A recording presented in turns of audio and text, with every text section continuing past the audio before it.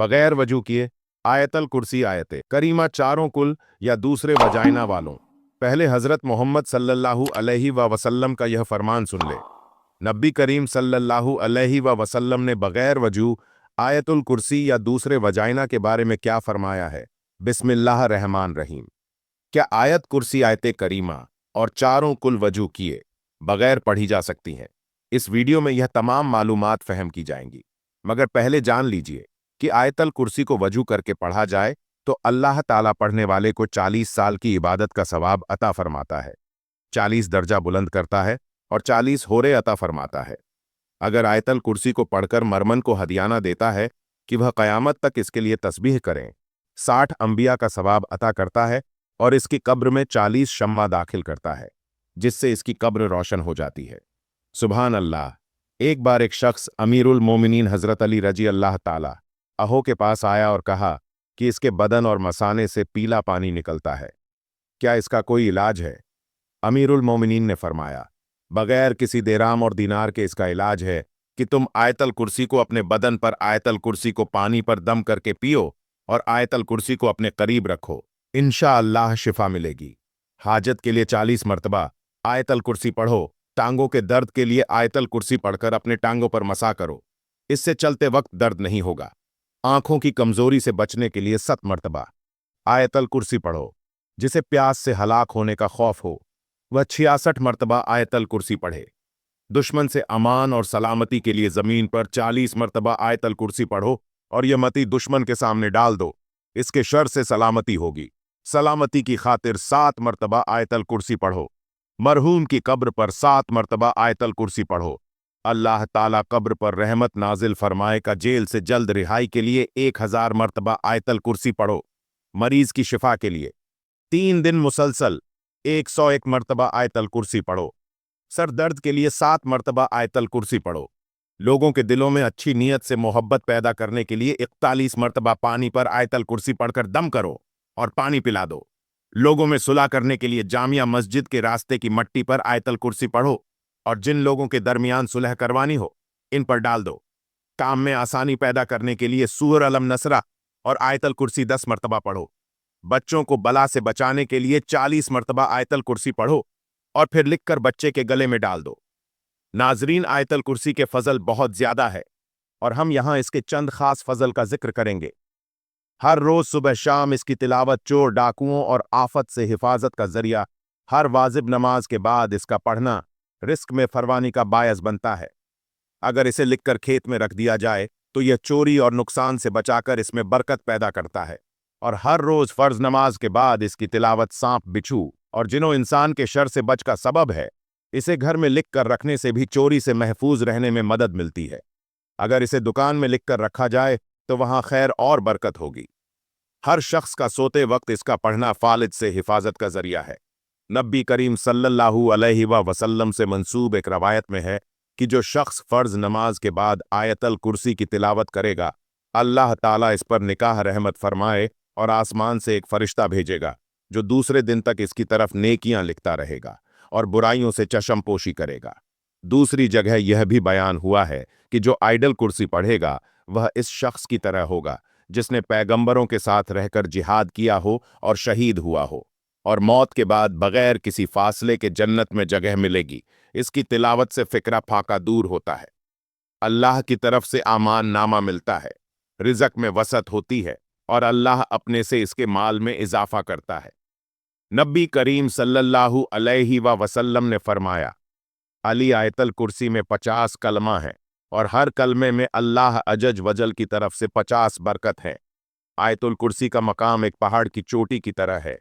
इमाम मोहम्मद बाकर रजी अल्लाह ताला अन्हों ने फरमाया, एक मर्तबा आयतल कुर्सी पढ़ने वाले की दुनिया की 1000 मुसीबतें अल्लाह तबारक व ताला खत्म कर देता है, जिसमें कम अज कम गुर्बत और आखिरत में अजाब कब्र से निजात हासिल होती है।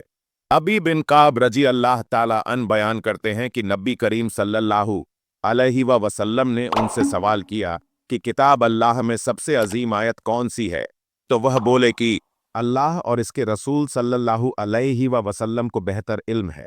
यह सवाल कई बार दोहराया गया। फिर फरमाया कि वह आयतल कुर्सी है।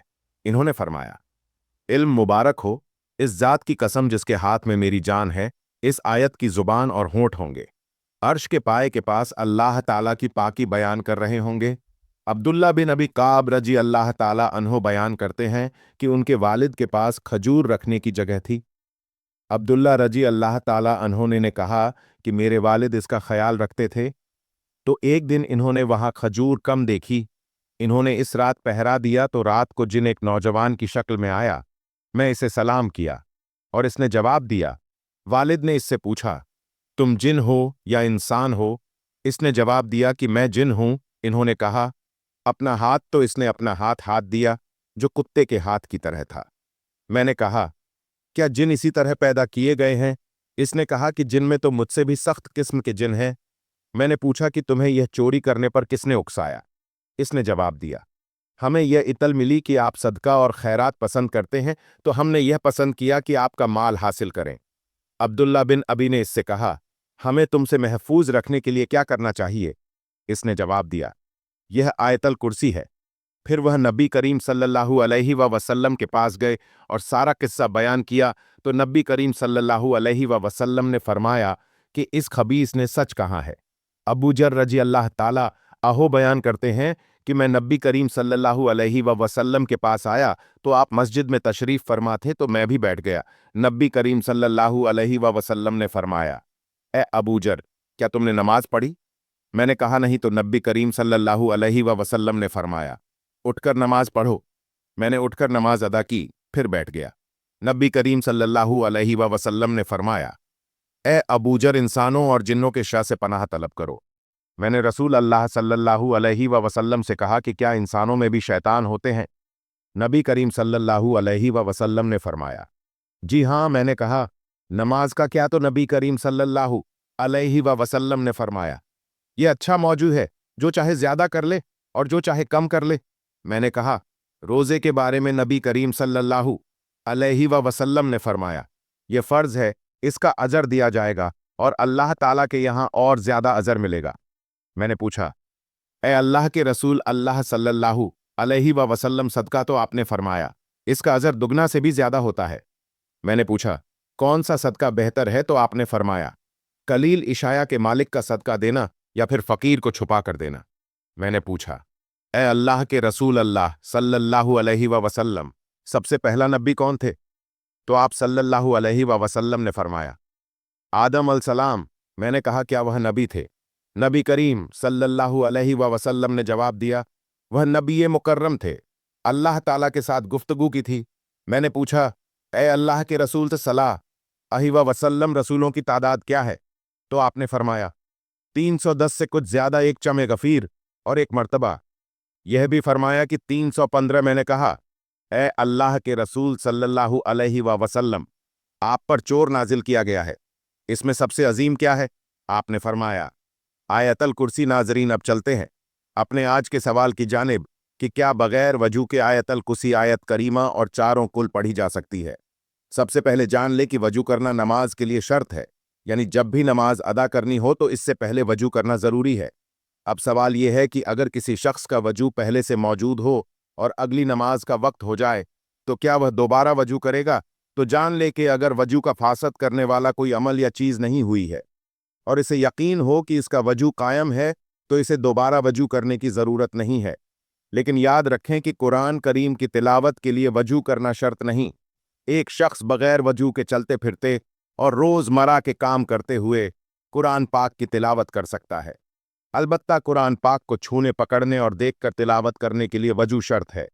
लेकिन अगर आपको वह सूरत ज़बानी याद है जो आप पढ़ना चाहते हैं, तो फिर ज़बानी पढ़ने या तिलावत करने के लिए वजू की ज़रूरत नहीं। लिहाजा हर एक मसनौन दुआ, चाहे घर से बाहर निकलने के लिए, घर में दाखिल होने के लिए हो, सफ़र पर जाने के लिए हो, अजान का जवाब देने के लिए हो, बैतल खला में जाने या बाहर आने के लिए हो, खाना खाने से पहले या बाद की हो, यह सब आप बगैर वजू के जब चाहे पढ़ सकते हैं। बहुत सी दुआएं कुरान करीम से ली गई हैं। जब उन दुआओं को बगैर वजू के पढ़ सकते हैं तो कुरान पाक को भी बगैर वजू के पढ़ सकते हैं। मगर ज़बानी पढ़ने की सूरत में अब यह भी जान लीजिए कि नापाकी की हालत में आयतल कुर्सी आयत करीमा और चारों कुल पढ़ सकते हैं या नहीं। नाजरीन ग्रामी, जान लीजिए कि नापाकी की हालत में आप तमाम वसाए सिक, अकार, कलमा, शरीफ, दरूद शरीफ, चारों कुल शरीफ या जो भी रोजमर्रा के वसाए है वो पढ़ सकते हैं। यहाँ एक अहम बात यह है कि नापाकी की हालत में औरत और मर्द कुरान पाक की तिलावत नहीं कर सकते, लेकिन कुरान पाक की कोई सूरत जिन्हें वह सिक आकार के तौर पर करते हैं, इनको ज़बानी पढ़ सकते हैं। ताहम कुरान की कोई भी सूरत तिलावत की नीयत से हरगिज नहीं पढ़ी जा सकती।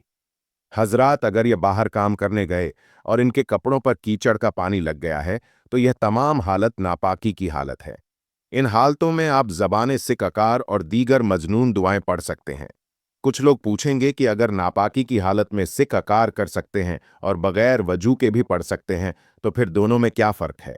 नाजरीन, फ़र्क यह है कि बगैर वजू आप कुरान को छूने के बगैर कुरान की शर्तों को तिलावत भी कर सकते हैं, जबकि नापाकी की हालत में अगरचे आप सिक आकार और वसाए की नीयत से कुरान की सूरतें पढ़ सकते हैं, लेकिन तिलावत की नीयत से कुरान की सूरतें ज़बानी भी नहीं पढ़ सकते।